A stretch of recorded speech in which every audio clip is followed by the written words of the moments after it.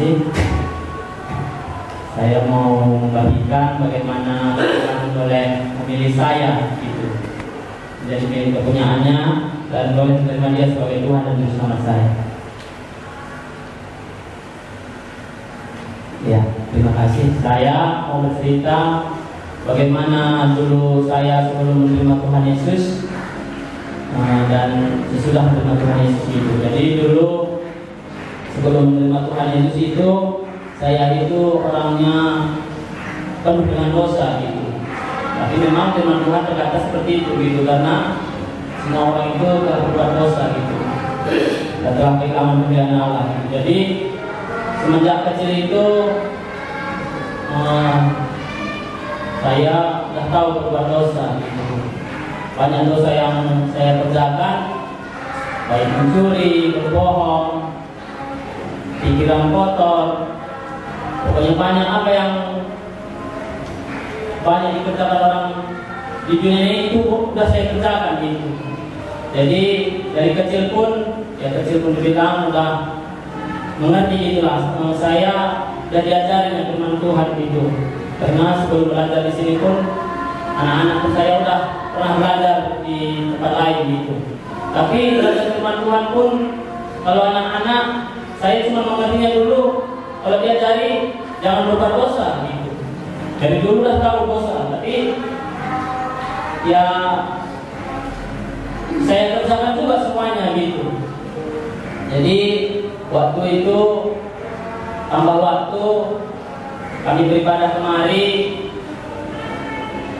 tetap juga belajar firman Tuhan gitu. Dulu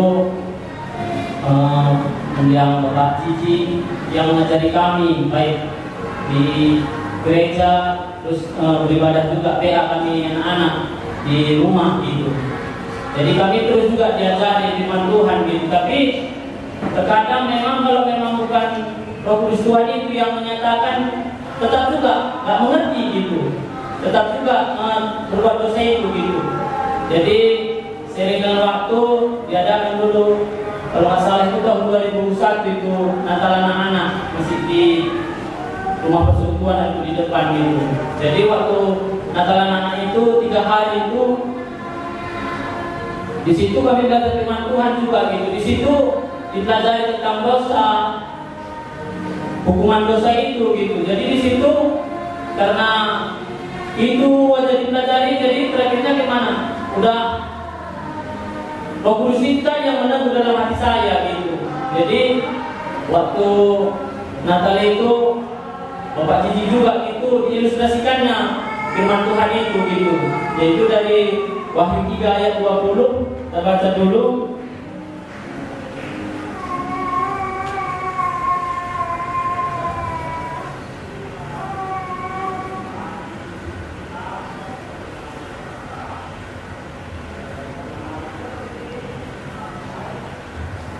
Ya, firman Tuhan, lihat aku berdiri di muka pintu dan mengetok. Jikalau ada orang yang mendengar suaraku dan membukakan pintu, aku akan masuk mendapatkannya dan aku akan makan bersama-sama dengan dia dan dia bersama-sama dengan aku gitu. Jadi Bapak Cici dulu dia mengilustrasikan, dia keluar pintu dan tutupnya pintu gitu. Lalu dia mengetok-ngetok gitu. Seperti inilah Tuhan Yesus itu saat ini di muka pintu hati kalian katanya. Jadi setiap firman Tuhan itu disampaikan, itulah firman Tuhan itu, Tuhan Yesus itu mengetok di pintu hati kalian katanya.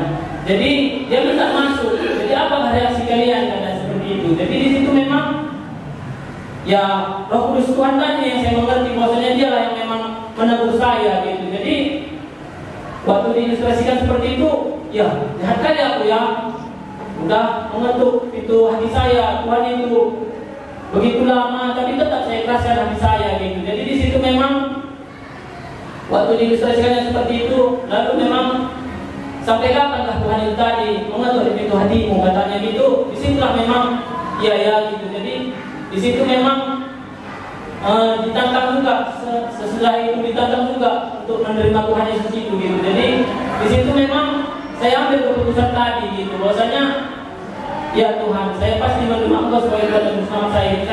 Di situ memang saya menerima Tuhan Yesus itu gitu. Jadi apakah dosa-dosa kalian? Dan di situ aku kan sama Tuhan Yesus itu, lalu terima Tuhan Yesus itu sebagai Tuhan dan Selamatku katanya. Di situ memang saya percaya, saya lakukan dosa-dosa saya, lalu saya terima Tuhan Yesus itu sebagai Tuhan dan Juru Selamat saya gitu. Lalu di situ memang banyak perubahan yang dikerjakan Tuhan itu, terutama memang pastinya sukacita gitu. Sukacita itu memang ketika kita menerima Tuhan Yesus itu, ya gimana bilang ya, gak terbilang gitu, karena sukacitanya memang udah pasti terpancar dari wajah itu gitu, karena udah pasti suka memuji Tuhan, suka pasti mau mendengarkan firman Tuhan. Bahkan kalau jumpa sama orang pun memang keluar sendiri itu perkataan itu untuk menyaksikannya gitu. Jadi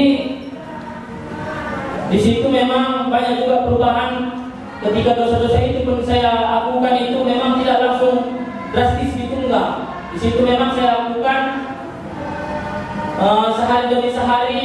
Roh Kudus itu yang boleh mengajari saya. Taulah anak-anak gitu. Dulu memang ya keluarga kami dibilang gimana ya kan, kalau jajan bilang sekolah pun cuma hari Selasa dikasih jajan gitu. Jadi untuk mencari yang lain saya sering dulu memang mengambil uang abang gitu. Kalau kata-kata juga di roti-roti itu saya cari sering pecah gitu. Tapi di situ memang ketika belajar itu Roh Kudus itu yang menerangi saya gitu.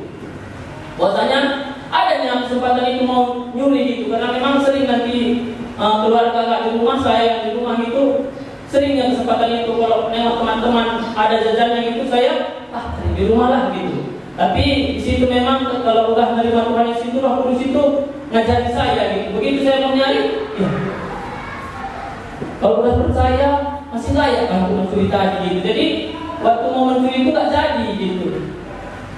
Tapi seiring dengan waktu saya bertumbuh juga semakin jadi besar gitu, tambah lagi pergaulan gitu, semakin jauh lagi saya sama Tuhan gitu. Jadi banyak lagi yang saya kerjakan gitu. Bahkan pergaulan dengan teman gitu. Memang dulu saya kalau dibanding dengan orang lain itu kan yang pada kali pandai saya pikir gitu. Rupanya kalau bergaul dengan teman-teman itu yang tidak benar itu pun yang baik pun selama ini terkikis lagi gitu, jadi berubah lagi gitu. Kalau ada juga kata firman Tuhan pun dulu saya dengar, pergaulan yang buruk itu dapat merusakkan kebiasaan yang baik katanya. Jadi udah pun baik kebiasaan yang buat, tapi kalau pergaulan itu buruk, itu menyeret saya juga ke yang tidak benar itu gitu. Bahkan semakin parah lagi gitu. Kalau pernah juga diajari pun kami itu seperti roh jahat itu katanya. Ketika udah keluar dia tujuh, kalau kita kembali lagi berbuat itu, dia akan kembali datang untuk 7 kali lipat lagi katanya. Jadi itulah yang saya kerjakan. Dulu maknya saya pada pandai, saya pikir rupanya bisa lebih bandel gitu kalau kita gak nurut sama Tuhan tadi gitu. Jadi semakin remaja atau ya semakin remaja lah saya, itulah pergaulan saya udah semakin tidak baik, hubungan saya sama Tuhan pun tidak baik, ya semakin tidak baik lah memang hidup saya pun gitu. Jadi di situ waktu SMA saya ingat juga ada beberapa siswa juga di Ambarita itu gitu. Jadi di situ banyak juga kami belajar firman Tuhan. Jadi di situ saya belajar lagi firman Tuhan. Satu yang boleh saya dapat di situ yang saya ingat bahwasanya dari Roma 8 ayat 1 itu gitu. Di situ dia dari memang katanya tidak ada lagi penghukuman bagi mereka yang ada di dalam Kristus Yesus katanya. Jadi di situ saya diingatkan lagi gitu. Terkadang kalau kita hubungan kita tidak baik, ya sudah pergaulan kita pun sudah semakin jauh, pasti kita udah malas datang kepada Tuhan gitu. Terlebih kita berbicara sama saudara seiman aja pun kita udah malas karena nanti ditanyai tentang imanku kayak mana gitu. Jadi di situ memang dia cari karena udah makin jauh gitu. Jadi Jadi waktu di sana itu memang saya ditegur Tuhan lagi gitu, karena udah bilang saya percaya, karena iblis itu tadi menuntut gitu, bahwasanya kamu gak layak lagi untuk ke surga itu lagi gitu, karena gitu kotornya yang hidup lagi katanya. Nah, disitulah penuntut iblis itu. Jadi memang takut gitu. Jadi karena waktu itu pun saya dosa yang saya udah minder gitu. Minder kalau disuruh bicara seperti ini pun saya gak berani. Bahkan kalau mau nangis saya gitu. Bahkan di sekolah pun saking mindernya saya, disuruh ke depan pun saya pernah menangis. Bahkan baju saya pun basah semua gitu. Tapi di situ belajar lagi saya waktu di BBM siswa itu, disitulah bahwasanya diajari lagi saya bahwa ketika udah percaya itu gak akan ada lagi penghukuman gitu.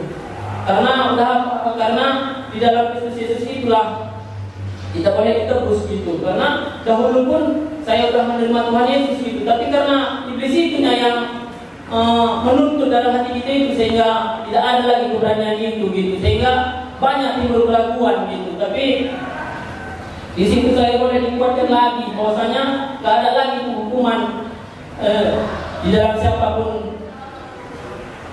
Tidak ada penghukuman bagi mereka yang ada di dalam Kristus Yesus katanya, baik hukum dosa maupun hukum maut katanya. Jadi dosa itu pun gak ada lagi kuasanya sebenarnya kalau kita sudah percaya itu.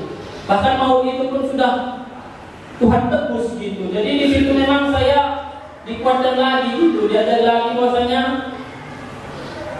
gak ada lagi penghukuman itu bagi setiap orang yang percaya sama Tuhan Yesus itu gitu. Jadi yang meyakinkan saya lagi pun bahwasanya untuk tidak kemana-mana lagi lebih, saya dikuatkan lagi dari firman Tuhan dari Yohanes 14 ayat 6.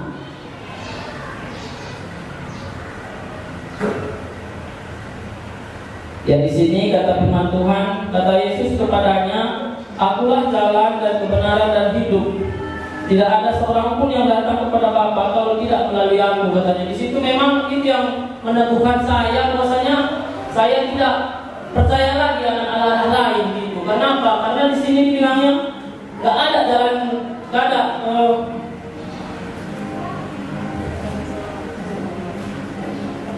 tidak ada satu pun yang bisa sampai kepada Bapa itu. Tidak ada satu pun yang sampai ke surga itu kalau tidak melalui Tuhan Yesus gitu. Jadi kalau saya cerita bersama teman, sama orang lain itu